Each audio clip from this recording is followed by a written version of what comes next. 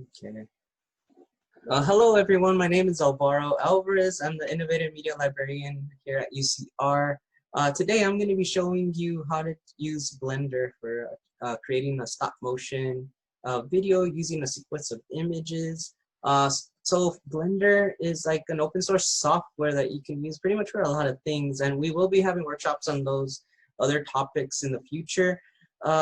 But today it's going to be video editing and to do the stop motion stuff, and also video editing to do special effects. And that my colleague Raymond Gonzalez will be going over that. So let's begin. So to start, I'm gonna just talk about really quickly about how I created the video that I'm gonna show you. So I used this little Pikachu toy. As you can kind of see him, sorry, he's like blending in and out. So frame by frame, I moved his little arm, his head, the tail, and I took pictures just using a camera. I mean, you could use your phone, iPad, anything that could take a picture. And I took a series of pictures until I made it look like he's doing a little dance. And it took me like 45 pictures to do. So in this process, you have to make sure that like your object isn't moving around too much, that it's still. You only want to move it if it's going to walk, I guess, but if it's just going to be in one place, you want to make sure that it doesn't shift around. If not, your animation is going to look a little choppy. Also, I mean, with the camera too, you want to have it in one place. Using a tripod is a good solution for this, and just having enough area with enough light. That's one mistake I made, and you'll see I didn't have good lighting around my subject. So just having those for your animation, it'll make a big difference, and you'll see the quality that video you'll create. So let's get started. I'm going to show you Blender. So I'm going to go into Blender. I have it open already. This is an open source software, like I mentioned, so that means you can download it for free and play around with it. There's a lot of tutorials online, which is where I learned how to use it, and Raymond as well. And also, we will be doing a lot of workshops in the future on this, so feel free to look at our website for the creator space and sign up. Also, once COVID is over, we might do these workshops in person for a more hands-on experience. All right, so here you can see I'm in the work plane. This is the area you would work with if you were going to create like a 3D model. But since we don't want to do any of that, we want to be doing we want to go into the video sequencer for Blender. To access that, you go to the top right where you have the little plus sign. Here you click on it, go to video editing, and then video editing, and that should bring up the screens that you need to work with your images. First we want to get the images that we're going to be working with, right? So up here, I'm going to go to the directory where those images are located, and it's in my documents. So I'm going to go, it's under Blender projects. And as you see, I have some videos, so I'm going to go to stop motion video, Pikachu dances. As you can see, I have the files that I created for him previously, but I want to go to the pictures, so I go here. So one thing I want to just show you here that a mistake I made was I try to copy all these images, drag and drop here to create the strip for the sequence, but that won't work. If you do that, it will only import the first picture of the series. So let me show you. So if I click on the image and I click A on my keyboard, the shortcut A in Blender is to select all, and then you drag and drop. It will create something there, but it won't create the sequence. So you see, it's only one image, and if I hit play, nothing really is happening, as you can see. So I'm going to pause it. So I'm going to delete this strip. So I'm going to click on it, hit delete on my keyboard, and then erase strip. So I'm back at 0. So I have nothing in my my timeline area. So now I'm going to go into this area. I'm going to click on add, and the shortcut for this is Shift A. So I'm going to go down to where it says image sequence. I click on that. I'm already in the directory with my images because I previously over here went to it. So that makes life easy, I guess, for me. So I'm going to click on the first image and then do, as you remember, a shortcut on the keyboard A. I'm selecting all now. So I'm going to just do add image strip. So now you can see I have an image strip. But one more thing I need to do is, I know the number of pictures I took, so it was around 45. So since I know the number of frames in my animation, each picture you have to remember is a frame. So when these frames are put together and they're played in the sequence, that's what's going to create the animation for the stop motion. So down at the bottom where it says start, I'm going to start at frame 1. And then I'm going to end at 45. Right now it's set to 250, but I don't have 250 pictures. So I'm going to do 45. So now you can see over here. Oh, actually I might have more pictures than that. So let's see.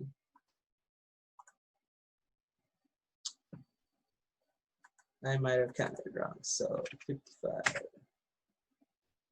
And as you can see, I can just adjust it at any time.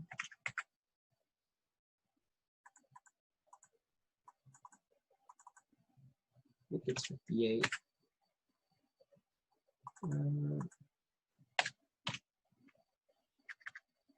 59. Let's try that. I think that's it. Let's see. Oh no, I'm sorry, I made a mistake. So no, it was 45. I wasn't looking at that. So let me see that. So let me show you. So you can kind of see that my the first frame over here at 1 is on the left. I imported my images and it's just like kind of in the middle of the 255. Oh, that's because I imported before I set the number.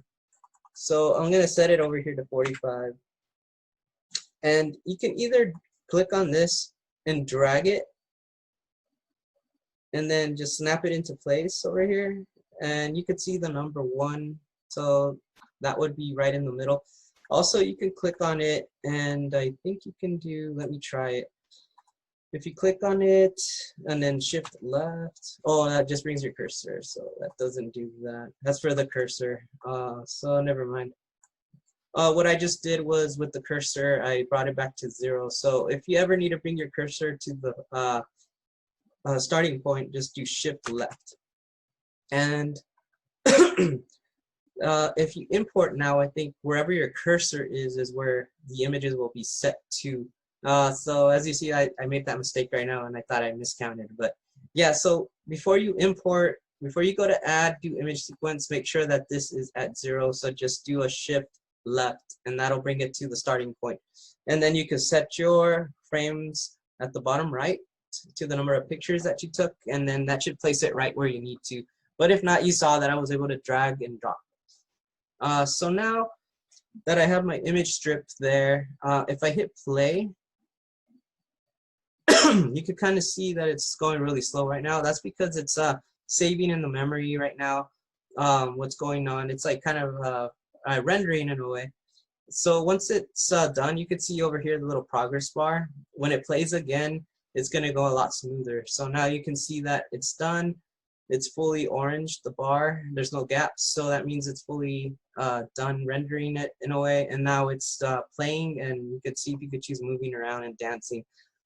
And as you can see, I mentioned before, my lighting was really bad, so that's why I mentioned if you have some light around your source, it'll make the like your props or whatever you're using for the animation look a lot better. So let me pause this. So now that we're pretty much done and we're ready to export it, because I don't have any more image sequences. If I did, I would just simply go to add, and then at the end of this, add another strip. And you can also add music. You could do a lot of stuff if you go to add. And you can play around with that. I mean, you can go to sound if you have some sound clips and add them. And you can also edit them as well in here. So if you've used iMovie before, it's very similar to that, so you won't be lost. Okay, so now what we want to do is export the video file and save it on our computers, right? So to do that, come up to the top, and if you click on the output properties. Let me move this really quick. You'll have the area where you can select the output for your file. Right now it's going to a temp file, so I want it to go maybe to the desktop. So to do that, click on the folder on the right of it, and then just select your destination. And it's by preference. I'll just go to desktop to show you, hit accept. And when I export and render the animation, it's going to save to the desktop. So now one more thing I want to do is right now it's set to a PNG file. That's what's going to be saved to the desktop. I don't want a PNG file. I want a video file. So if you use an MPEG video for under movies to the right, if you do FFmpeg video, that's a pretty low quality video. Not quality, but size-wise, it's a smaller file type. So if you don't have space on your computer, it's a good one to use. That's what I'm going to use today to show you. So I'm doing FFmpeg. I'll leave it as RGB. I really don't need to do anything else. Just make sure up here that the frame rate is 24 frames per second. That's pretty much like a standard that they use for stop motion so that it's smooth. You can play around with it, and if you want to make it faster or make it go slower, you can play around with that as well.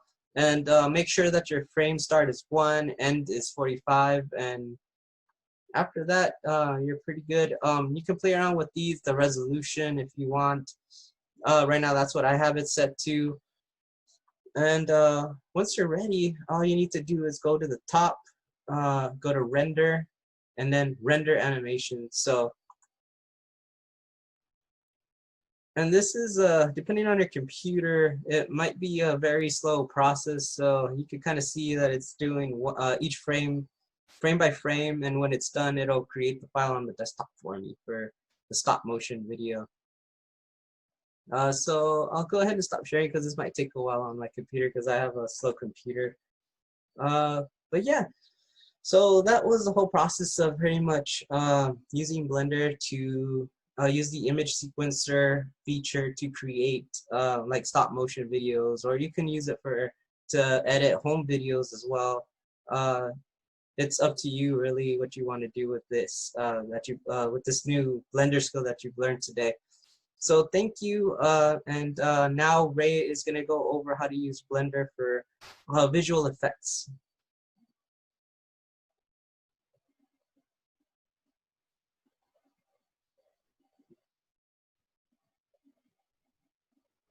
Okay. All right. So, so that was using Blender for stop motion. So now I'm actually going to go over how to use Blender for visual effects. So I'm going to go ahead and share my screen. Let's see.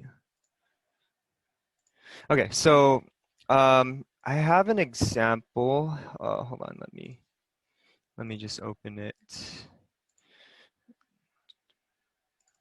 Okay, so here's an example of, so I actually made this a couple months ago using Blender.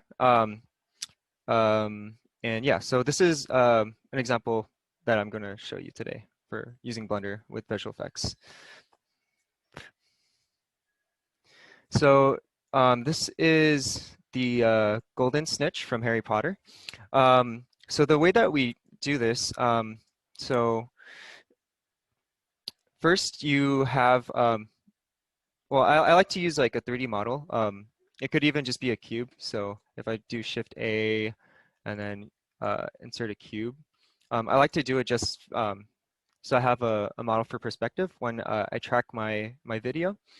But right now, since we'll be using the Snitch, I have these that I got from thingiverse.com, which is actually a free, it's a free a website where you can download free 3D models.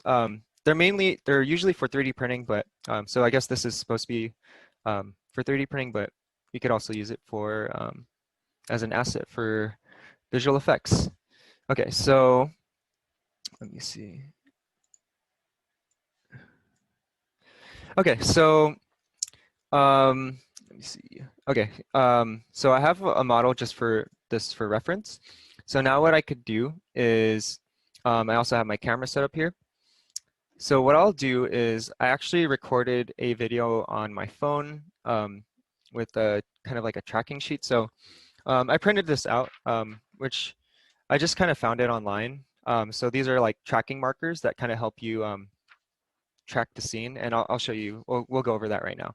So if I go to Compositing, and then if I click here and then go to Movie Clip Editor, I could open a video, which I'll open this one up.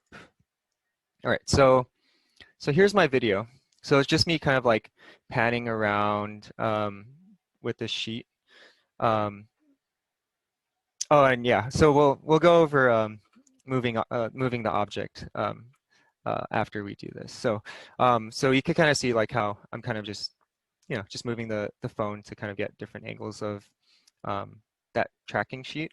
So to track these markers, so the reason why we're trying to track these points is so that this camera over here will actually mimic the I guess the movement of the actual like camera, or in this case my phone. So based on how those like the perspective of those points change, it'll actually move this virtual camera. So that way we could kind of get this object's perspective correctly according to the video. So I'll go back to compositing. And so to track these points, what I'll do is, so I could actually, once I click on track, if I hold Control and click, I could actually add a point. So I'm actually going to click here to track so that I could see where I'm dropping the point. So you kind of want to get it where those 2 points meet, kind of like in the center of that circle. So then now if I hold, if I press, if I select this tracking marker and I press S to scale, I could actually increase the size, right? So now I kind of just want to cover the this entire circle, right? So I could actually just track by adding manual markers, or adding these tracking markers manually, or you could click on this right here that says detect features.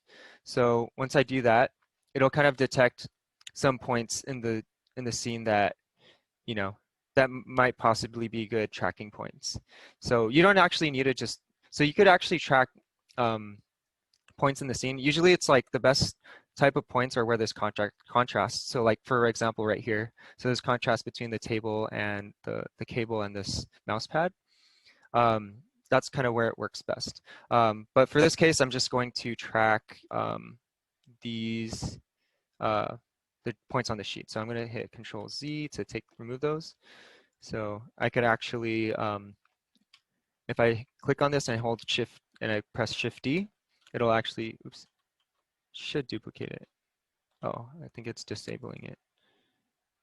Oh, Control D maybe. Oh, I guess it doesn't work here. But what I'll do is I'll just manually add them by doing Control click. So I'm going to click here. I'm going to scale it up. And then Control click here. I'll scale it up. Actually, let me make this smaller. Ooh. Yeah, okay. Well, we could leave that. So then Control click here. Go a little bit bigger. Oops. I'll just kind of get these like even points here. Let me make sure those are correct. Okay, so this one, move that to the center. I think that one's good. Oops. All right, so now they kind of recommend that you have at least 8 points that are consistently tracked just to get the better, I guess the best quality tracking. So now that I have these points, what I'll do is now if I go to solve, so what this will do is it'll actually kind of like detect the movement of the camera by tracking these points, and then you could create a tracking scene based on that. So so let me see. So what I'll do is, so I'll set my my video to, let's see. So if I go over to output properties, I'm just going to set this to 200 because I think that's about where it stops. Okay, so then same thing here. I'll say A to B, I'll just say 200. I'm going to click on keyframe, and then we could leave this blank. So I'll go ahead and click on solve camera motion, right? And then it should show, hold on. Oops, let me see. Oh, it failed. Let me try adding more points.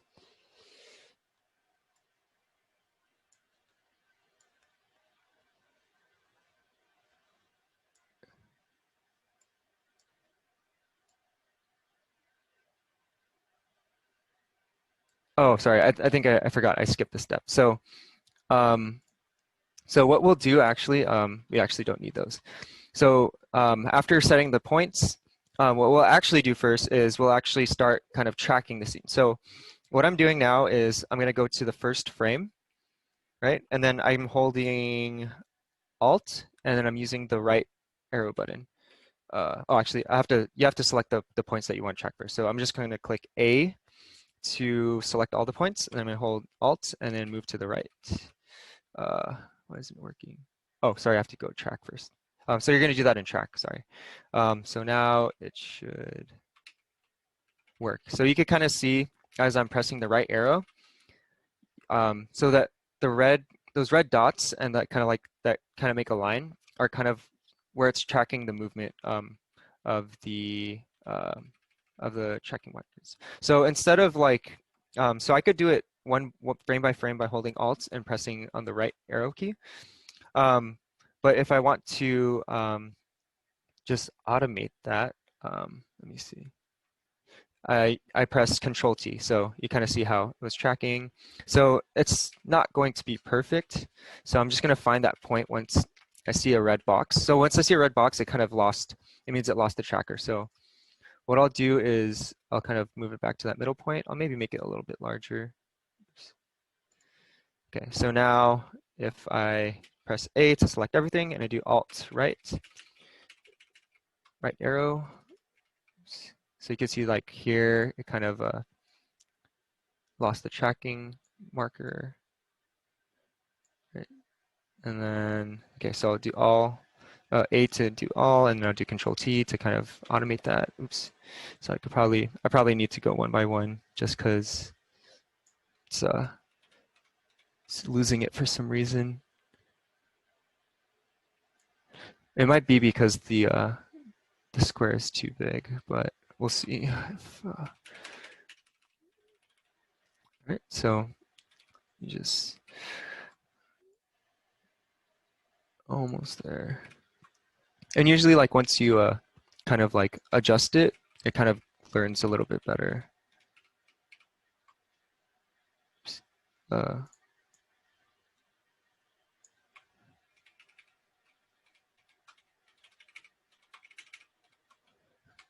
and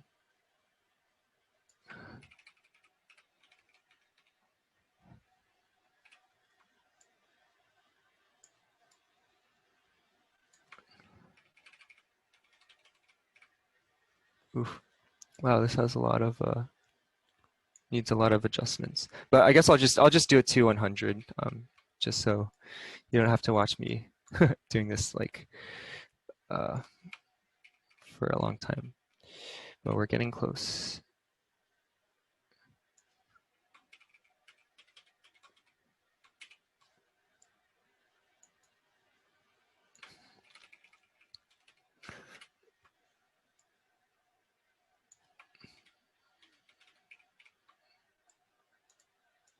Almost there.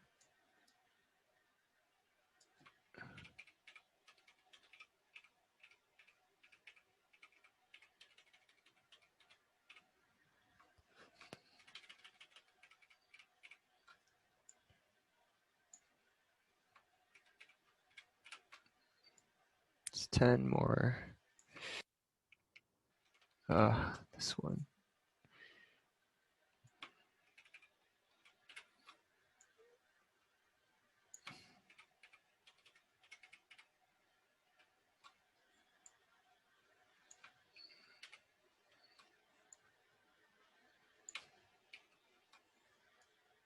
Almost there. Oh, missed that one.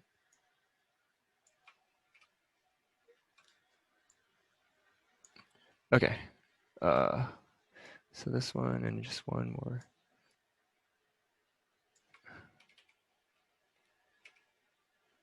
Okay, so we have 100 frames.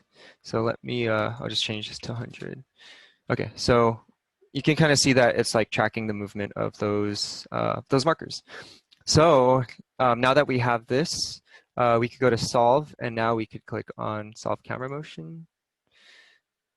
Dang it. So sometimes like you might have to like, let me see, why isn't it? Let me do, okay, one.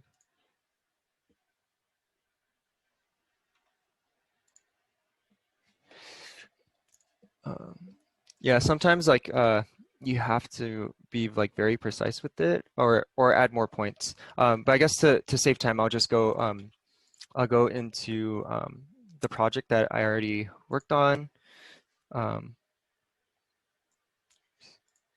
Okay, so let me see.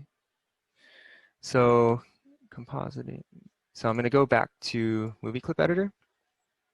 So pretty much this is kind of what it'll look like now. So what I'll do next is, so now that I kind of tracked the markers, and once I click on solve and I get, so there's like a solve error. So this is like kind of like the error that it misses like the, I guess the point, the original point.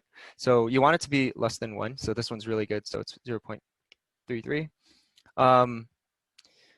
So once we have that and we have a good solve error, we could go to click on tracking scene. So what this will do is once I click this, it'll actually create this ground, right? And it'll also set up the camera to move in the same motion as the camera that filmed the video, or at least very close.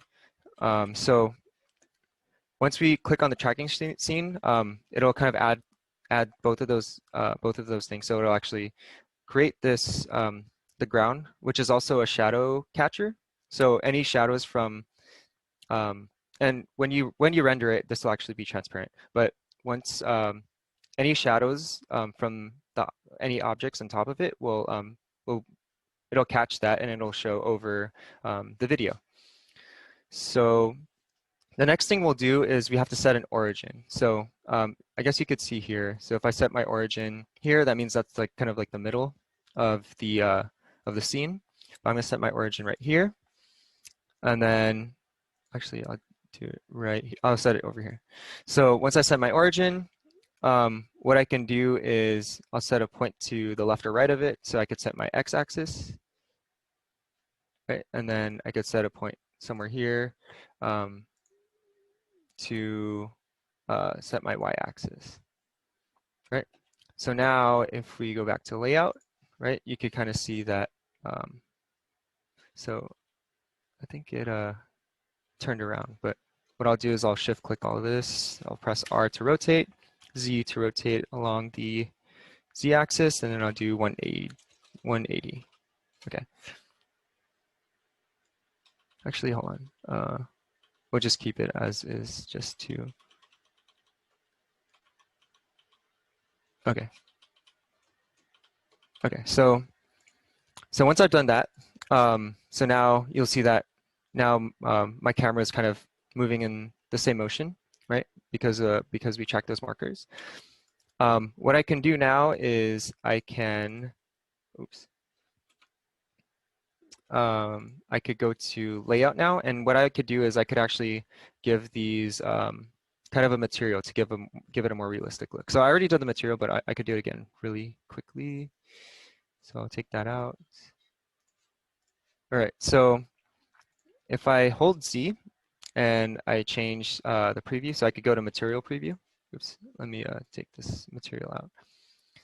All right, so now by default, it'll be like kind of like just like a white object in material preview.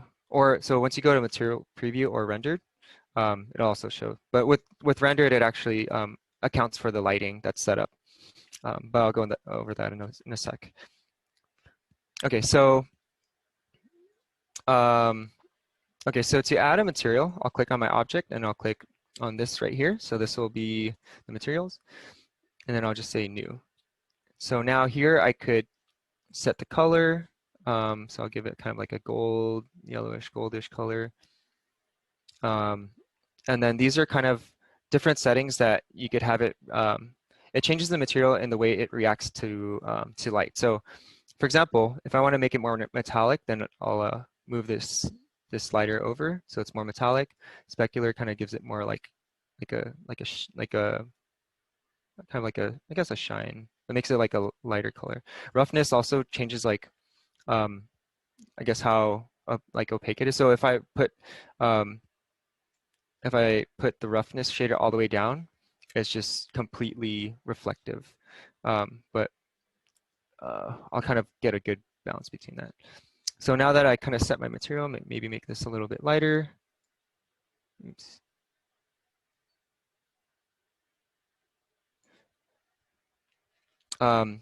So since I already created this material, and I could also name it, I could say gold, right? It's more like maybe give it more of like an orange. Okay, so now what I could do is if I click on these objects, I could actually set that material to those. So the cool thing about that is because, well, one, I don't have to recreate the material, and two, if I change anything like the material, like if I change this material on any other object, it'll change the material for the others as well. All right, so it's looking a little too orange.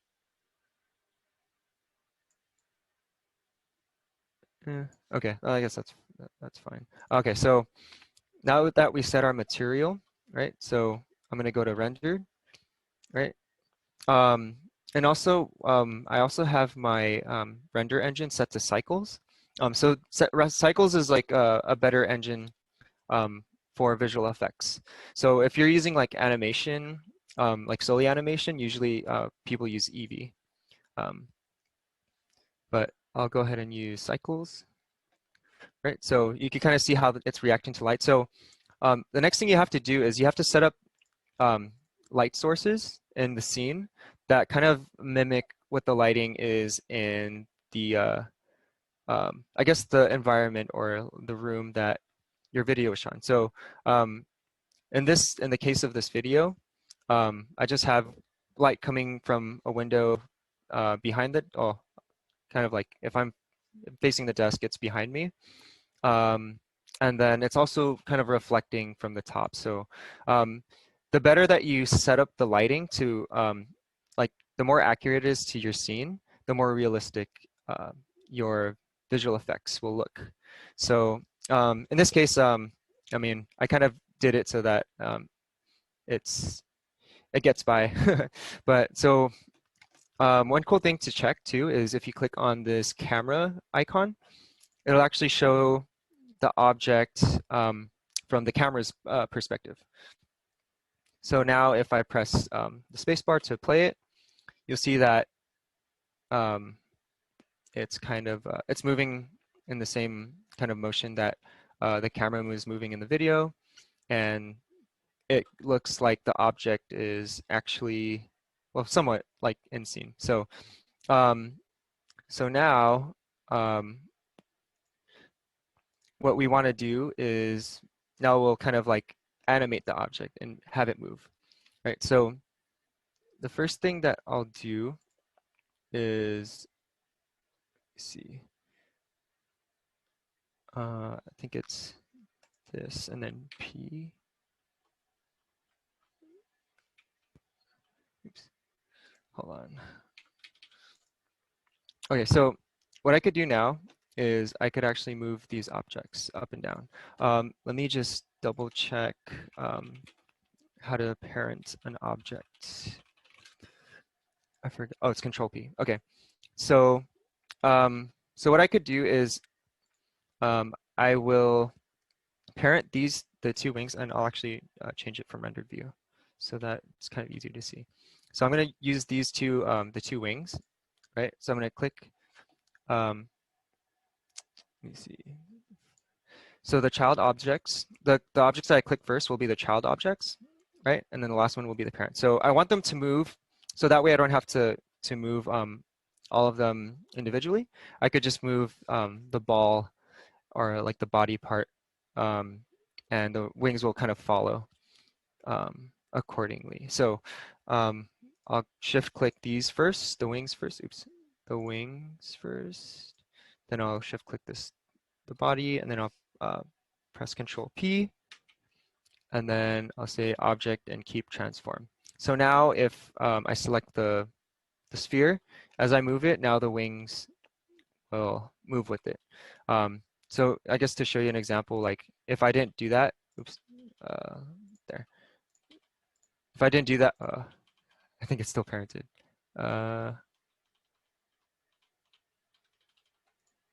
There, so if I didn't do that, right, now they'll be moving independently. But so now I'll just shift click, oops, let me shift click, and then that, Control P, and then keep transform.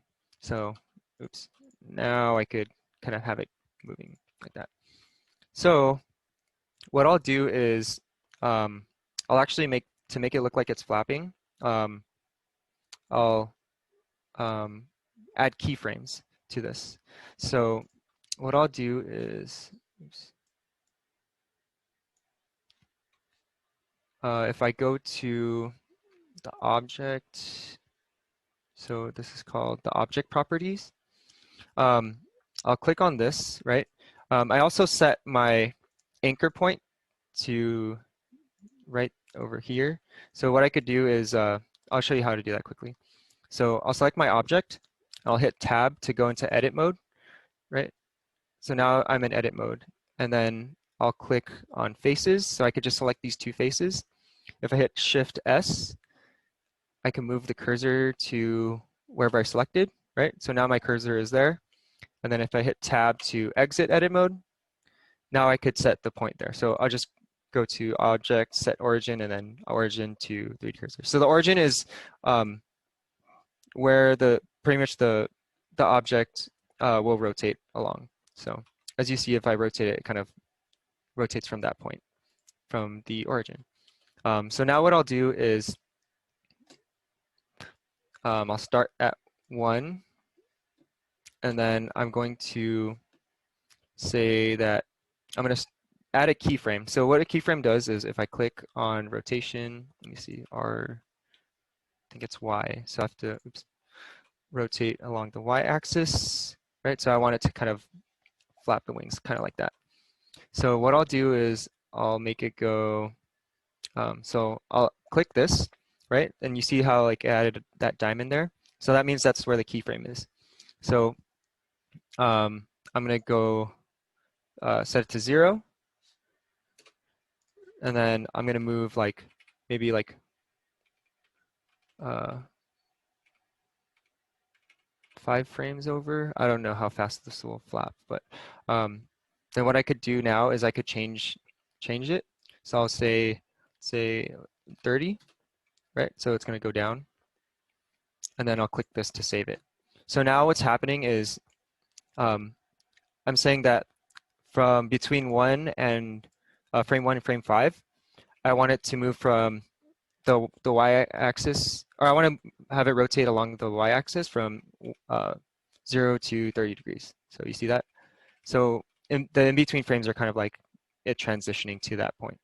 So then I'll copy this, and I'll go to frame 10 and I'll paste, right? So then I'll go to frame 15, and then I will set this to -30. So that goes up, and then, oops. So there. So now I kind of have this motion, right? And then, so I could actually now just copy and paste this. Oops. Copy that. Paste it. Why is it weird? Oh, because it didn't start at 0. I guess I could start at 0. So let me just delete this. Delete keyframes. I'll delete this one as well. Okay, so I'll get those and I'll just paste that. Right. Okay, so now we have the, it kind of looks kind of slow. So, I mean, what we could also do is just to make it look faster, I could do it like every frame.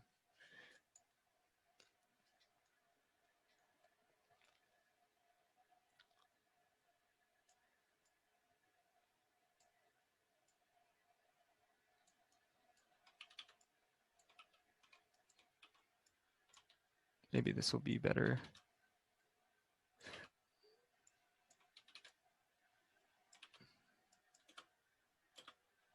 Well, you get the idea. Actually, I'll just take the middle part out just to. Let me just do this again really quickly. Sorry. So I'll just have it go from -30 to 30. So I'm going to go to this keyframe over here. So that's 30. Instead of 0, I'll have it go to -30. So it's moving faster. Oops, I forgot to save it. And make sure I have enough time to go over the rest.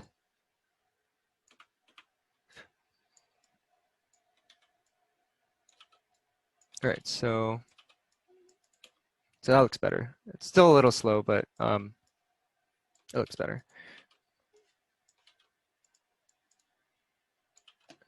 All right, so now we have that animated, right? So we do the same thing for the left, and we can actually just copy and paste this. Oops. Let me do that. Should be able to copy and paste it. There. Oh, oops. But we want to offset it.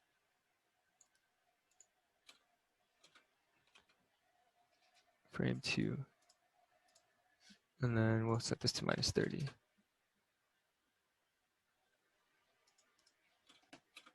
Okay, so now we have the flapping animation, right?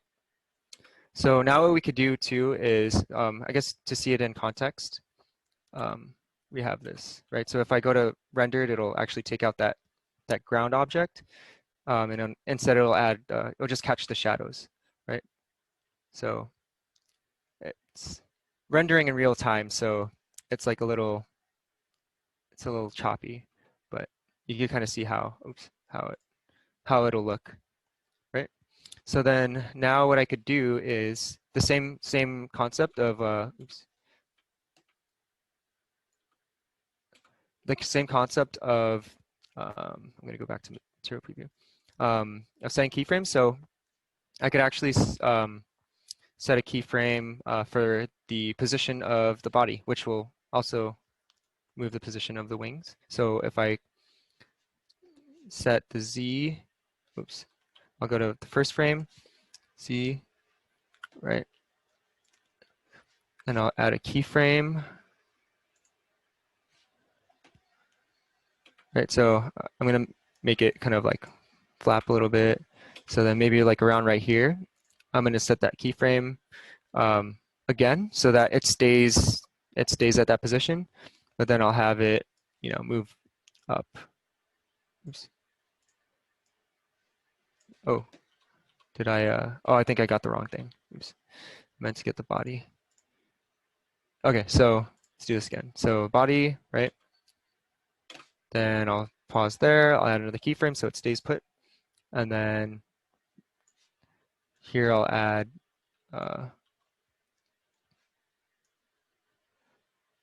this keyframe. So actually I wanted to see it in context. So we'll have it just go up here, right? So now that I do that, kind of look like this. Can make it quicker too. So.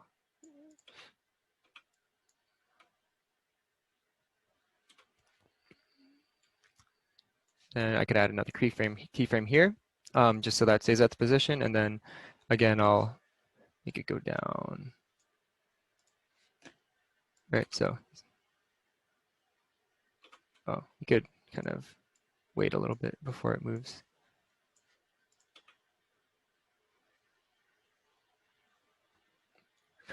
Okay, so now if I hit Z and then rendered, you kind of, it's kind of hard to tell. Maybe if I lower the render to like 32.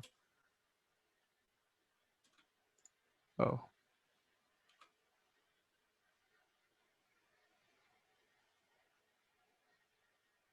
So you kind of get the idea. So actually, if I do material preview, you kind of see like what it'll look like.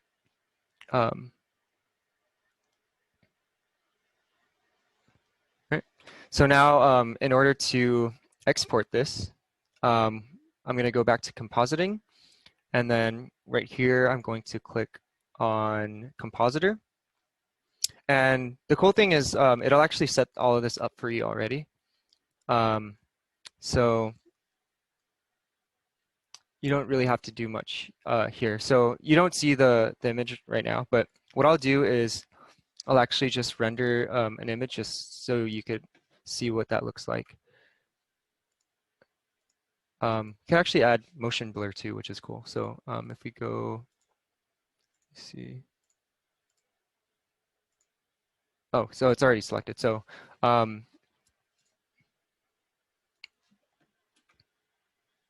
me go to a frame where it's kind of like showing it better.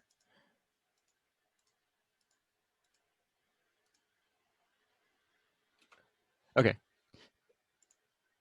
So what I'll do is at this frame, and if I go to output, oops, or render, oh, output. I could kind of set what I want to, how I wanted to export. So right now it's just exporting as a PNG. So if I press F12, it would actually just like kind of render the image. So if I press F12, I don't know if that's showing on your screens, but hopefully it is.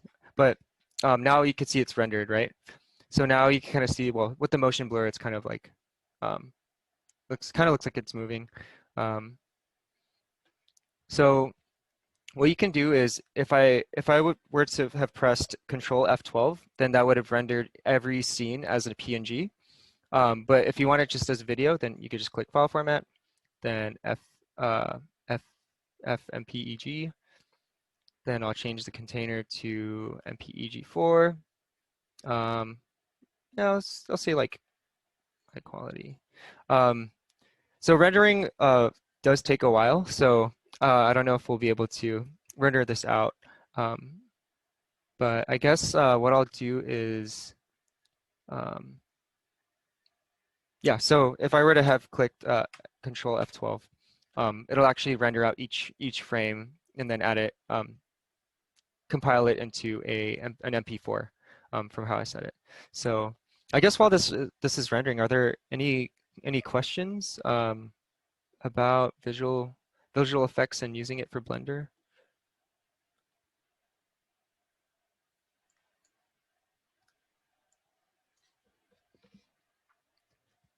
Or is there anything you want me to go over, or?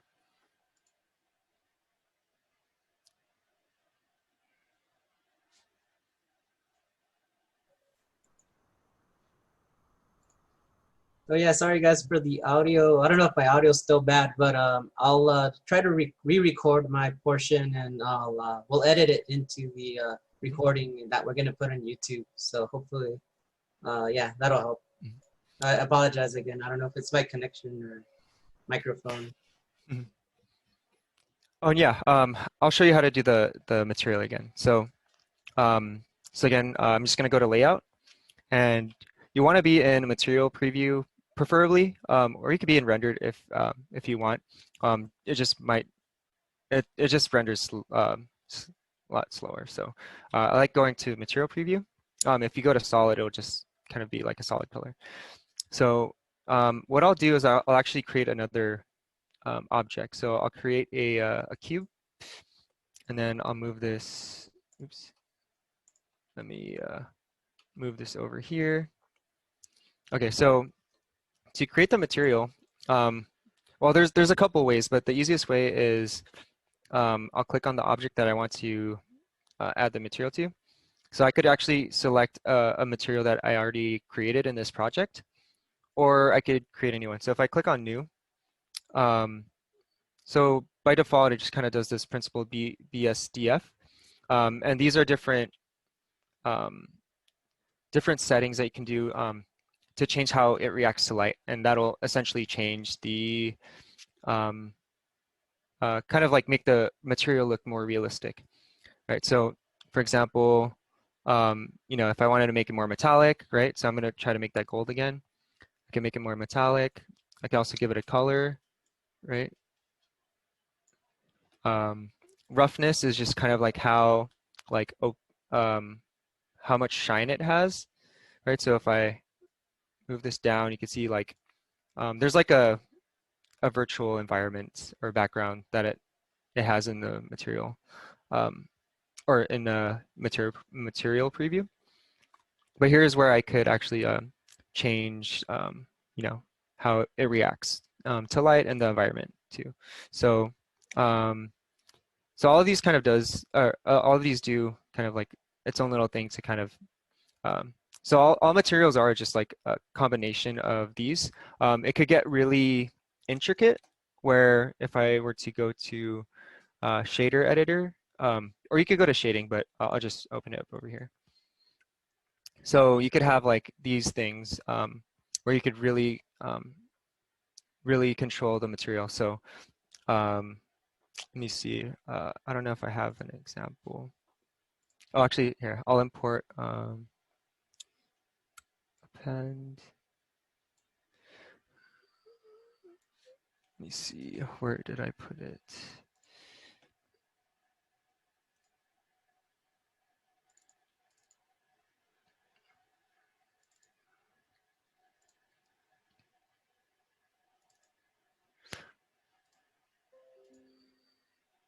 Hold on, it's loading.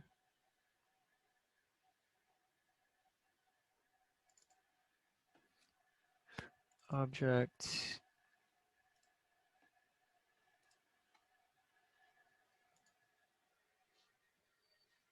I don't know if you could, ooh, I think it's loading. Okay, so so this is one that I kind of made. So it's like of Olaf. So so you know, there's like different like combinations that you can use, like different types of nodes that do different things. So you could kind of make it look more realistic. So for example, this has like kind of this like has it generates like these highlights to make it look like it's shining, right? Because like ice kind of does that, or snow does that with light. And all this is I have a picture of a carrot that I kind of wrapped around the nose to make it look like a carrot. So actually, if I go to UV editing, I literally just got a picture of a carrot online, and then I was able to kind of like wrap it around the nose. And then there's also this setting where it's, where is it? Displacement. So all of the darker parts of the image will actually like indent into the object.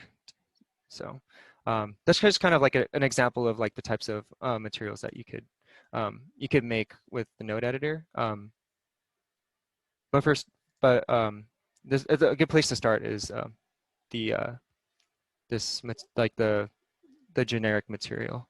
I'll go ahead and delete this. Are there any other questions?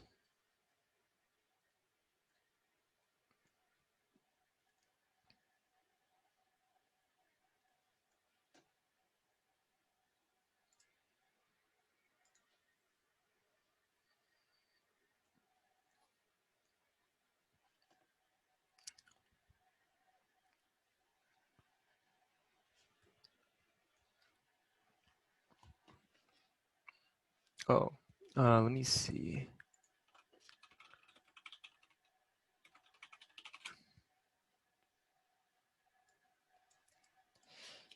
So I've actually haven't used the graph editor vector. Let me see, what is?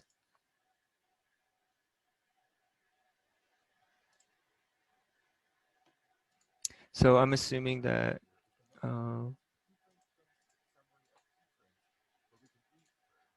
oh, that's cool. So I guess the graph editor vector is like an easier way to do keyframes. Thanks, Frank, for sharing that. I have to find where that is, but that's cool. Does anybody else have any Blender tips or questions?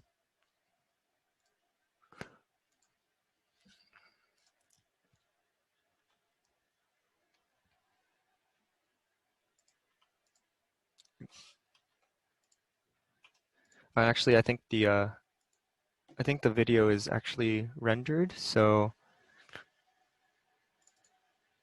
oh here. Oh, oops. I think I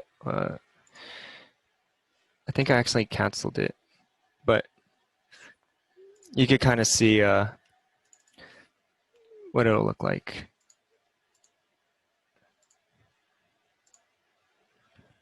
Just actually, let me try to open it in VLC. So just it keeps looping. But yeah, I guess if there aren't any other questions, then I guess that concludes our workshop. Unless you have anything else, Alvaro. Oh, No, it's yo, it's yeah. disconnected. Yeah, no, that's it for me. But yeah, thank you everyone for like joining us, and hopefully like you learned something new or something you can experiment with. And hopefully once like the whole pandemic's over, you can come to the Creat'R Lab and visit us and share some of your stuff with us too. Like maybe you guys know some other techniques with Blender we don't know, we could share. So. Mm-hmm. Yeah, thanks everyone for joining us. And yeah, once we have the recording, we'll go ahead and share that with all of you. Mm-hmm.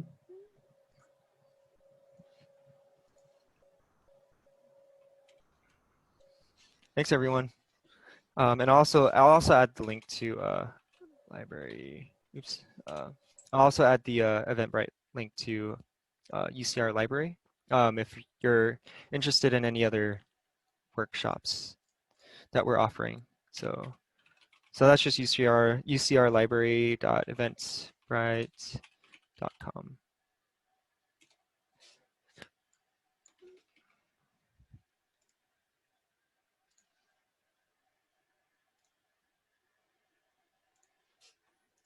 I think I got that right.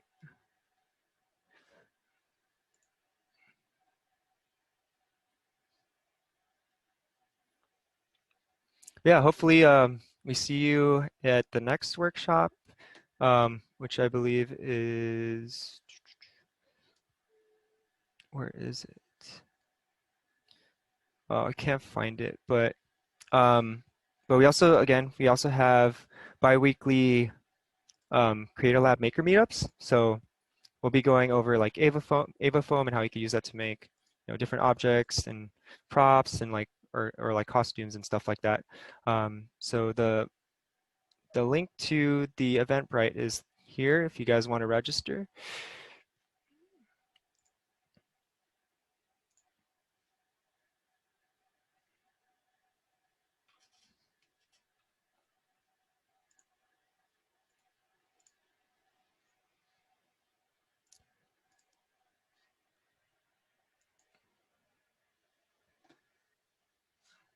Oh, let me see.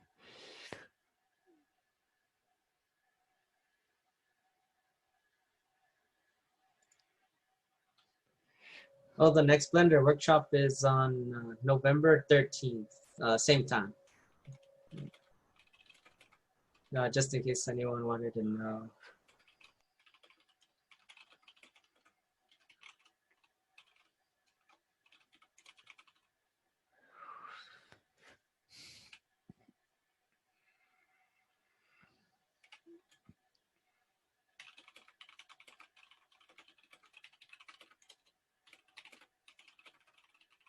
Oh, also one more thing I forgot to mention. We're gonna have a virtual showcase on November 16th through the 20th, and what that's gonna be, it's gonna be like we're creating a virtual environment for the Creat'R Lab. So if you haven't been to the Creat'R Lab, or if you want to experience this in VR, that link will be available. You could sign up for it too through Eventbrite, and you could use your if you have VR equipment, you can use that to go into the lab and explore. There might be some projects that from some students, from Ray and myself as well on display. So again, that'll be the 16th of November. That's the first day for that. So yeah, hopefully, yeah, we can see you there. And I think me and Ray will be in the room with our avatars on Monday, but we might jump in at random times during the week too. So if you see us, come and say hello.